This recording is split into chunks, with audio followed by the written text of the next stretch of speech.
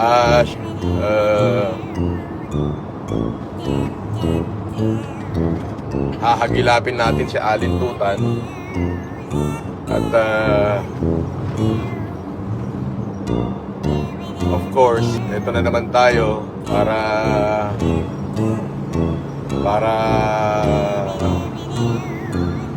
patunayan yung kiniklaim na naman ni Makagago na meron daw hearing nung uhuging vlogger na may hearing daw siya, ako, sa 24.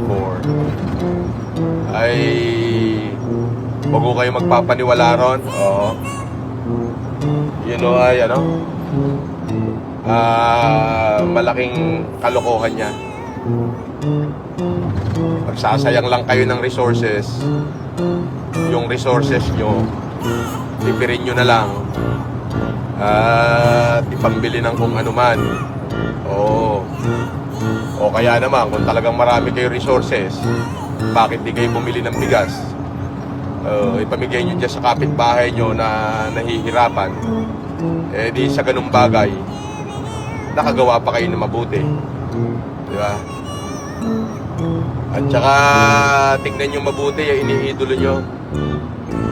Tignan nyo muna kung may napatunayan na ba. Actually, kahapon may mga nakita akong kumakalat na video, pinadala sa amin, pinadala sa akin, pinadala kay Casper, pinadala sa buong team namin, na doon ko lang nakita kung gaano pala kababoy ang isang uhuging vlogger na Makagago. Oo, naglabas ka ng utin Dati daw niya followers sa ating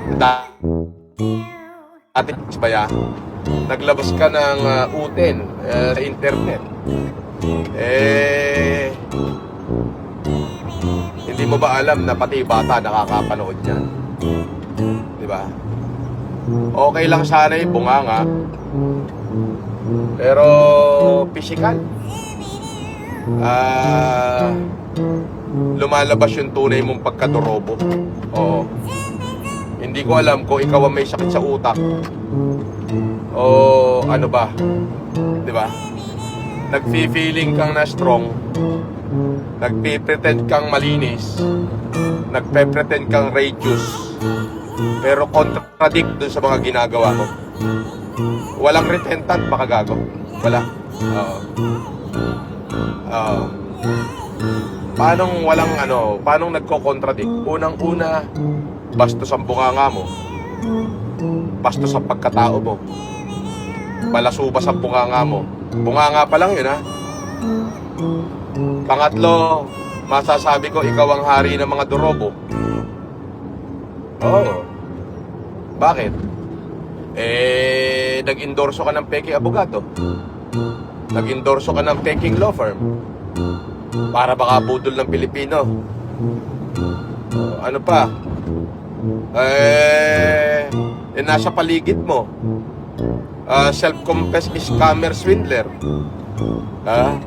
fake lawyer na may warrant of arrest, at puganting kriminal talaga. Tapos nakapaligid pa sa'yo yung swindler na nagmumoonlightning na putguro, at saka yung mga stooges mo. So, yung masasabi ko, ikaw ang hari ng mga dorobo. Tapos, pangatlo, nakita mo ba yung sarili mo nung naglabas ka ng tite sa internet? Nakita mo ba? Subukan mo panoorin na makita mo yung sarili mo. Di ba? So, sa pagkakataong ito, parang akala ko naman madadagdagan pa yung kasikatan ko sa'yo. Ang mangyayari pala, ginagamit mo ko para mas lalo ka sumikat, mas lalo ka pa magkapera. Ayun ang totoo nun. So, napagtanto ko, since may kaso na tayo, magpo-focus na lang ako sa mga kaso mo. Oo. Ganun na lang. Magpo-focus ako sa mga kaso mo at sa mga kasong isasampa ko pa sa'yo. At titiyakin ko na lang, paglalaanan ko ng pansin yan para maipakulong kita. Oo. Pero Sa tingin ko, wala na ako dapat i-content sa'yo. Wala naman na ako sisirain sa'yo kasi emotionally, wasak ka na. Physically, durug na durug ka na. Di ba? Financially, I don't think so. Nakaya mo pa. Di ba? Sa kabilang banda, baka ako na nga yung wakas mo. Oo. Ginusto na siguro ni Lord na magkabanggaan tayo para mabigyan ko ng hustisya yung mga taong winalangya mo. Yung mga vlogger na winalangya mo na nananahimik. Yung pagsira mo sa buhay ng bata. Yung pangbabastos mo kay Maxine. Yung paglapastangan mo kay Francis Magalona na namayapa na. Yung pagmura mo kay Lord, yun talagang ano yun, may balik talaga yun. Oo. May balik talaga yun. As in may balik. Oo. Tapos nakita ko pa kahapon. Actually kahapon ko lang yung nakita. Grabe pala, no? Grabe pala ang attention seeker mo. Akalain mo physical, naglabas ka ng burak mo sa internet. 'Di ba?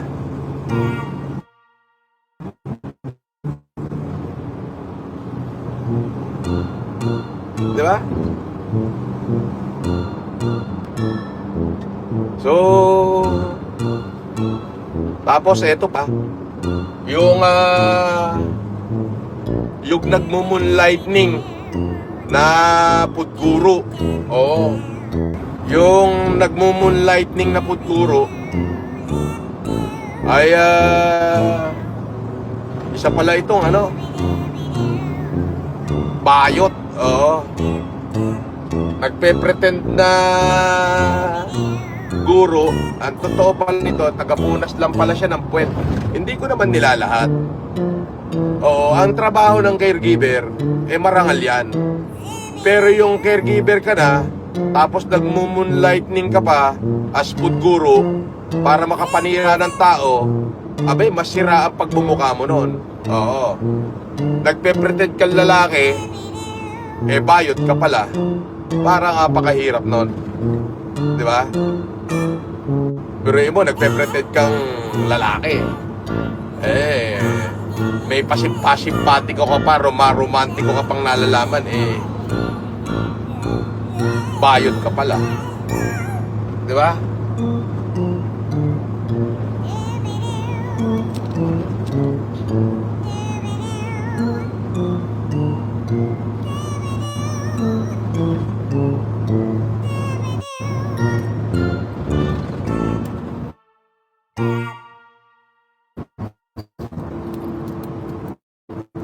Di ba?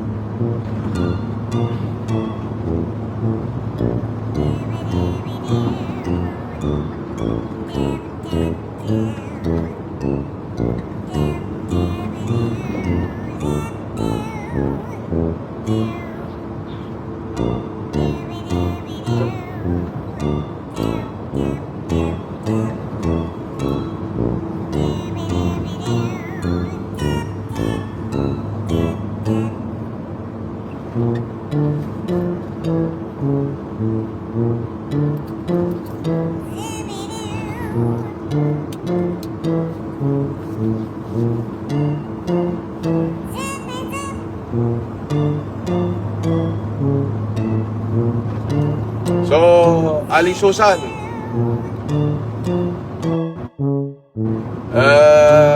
be ready ka na rin.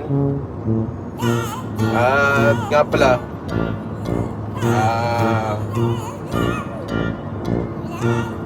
mag-ready ka na, Ali Susan. At pagtutuunan na kita ng pansin. Ikaw na pagtutuunan ko ng pansin. Tapos syempre, i-amend ng mga ng mga abogado ko yung ating sinampang kaso, na may include na lahat ng mga pangalan nila. Sa bagay, ito namang si Yulen Budol ay nakalagay naman sila doon sa alias, sa mga aliases, John and Jane Doe.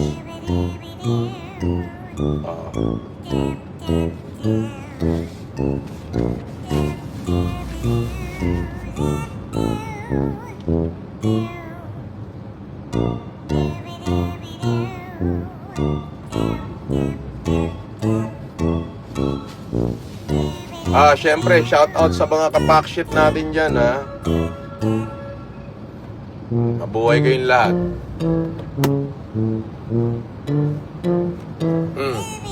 Ito si Mr. Cadaver. Ito yung masipag magpalipad.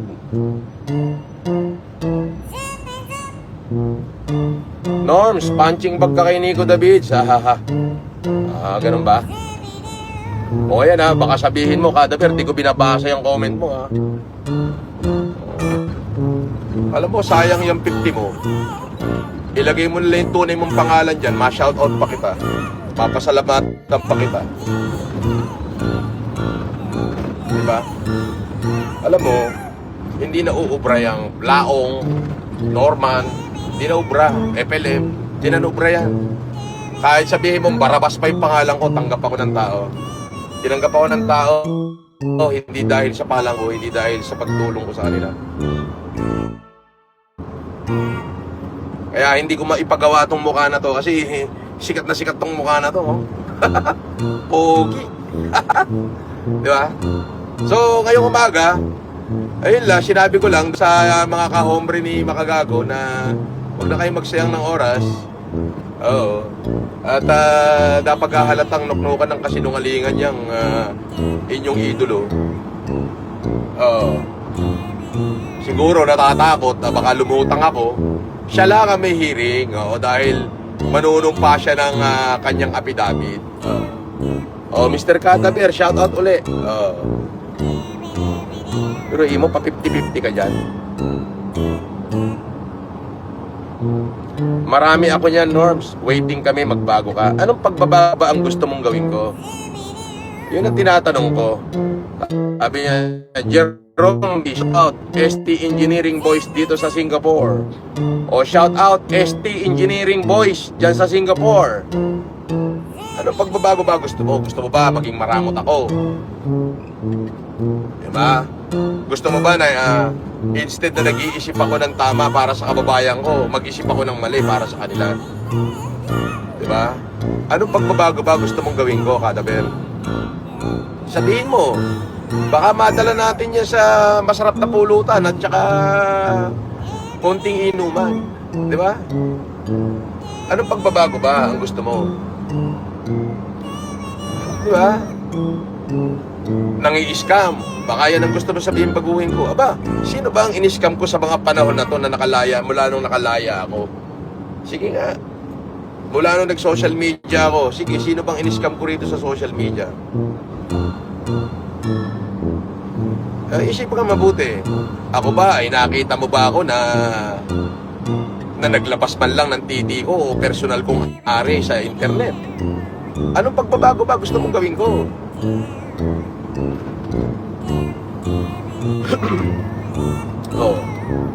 Meron dito. Shout out natin. Shermac TV. Sherman TV. Shout out sa'yo, Sherman TV. Yun ang tinatanong ko sa'yo. Anong gusto mong pagbabago ba, Mr. Cadaver? Sige na, sabihin mo. Baka naman kaya natin gawin. Anong pagbabago ba ang gusto? Tinatanong kita, anong pagbabago ba ang gusto mong gawin ko? Diba? Akin na nga yung Casper, yung charger na